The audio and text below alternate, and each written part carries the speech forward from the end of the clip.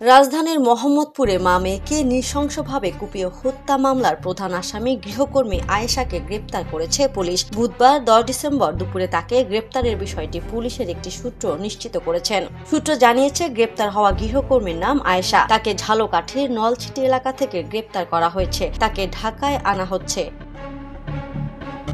গত সোমবার 8 ডিসেম্বর সকালে রাজধানীর মোহাম্মদপুরে বহুতল ভবনের একটি ফ্ল্যাট থেকে মা ও মেয়ের রক্তাক্ত লাশ দুটি উদ্ধার করা হয়। নিহত ব্যক্তিরা হলেন মা লাইলা আফরোজা ও মেয়ে নাফিসা নওয়াল বিনতে আজিজ। পুলিশ জানিয়েছে, নাফিসার গলায় একাধিক গভীর ক্ষত এবং লাইলার শরীরে অনেকগুলো আঘাতের চিহ্ন রয়েছে। হাতে গ্লাভস পরে ধারালো অস্ত্র দিয়ে মা মেয়েকে আঘাত করা হয়েছে।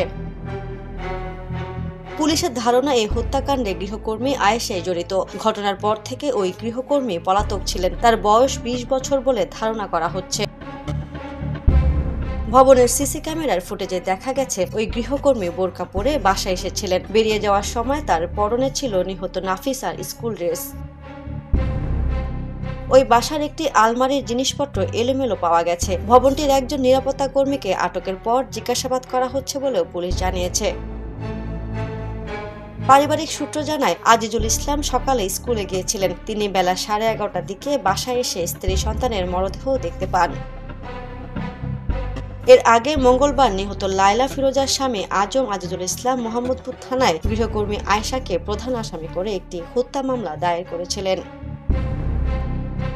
Text report, the news.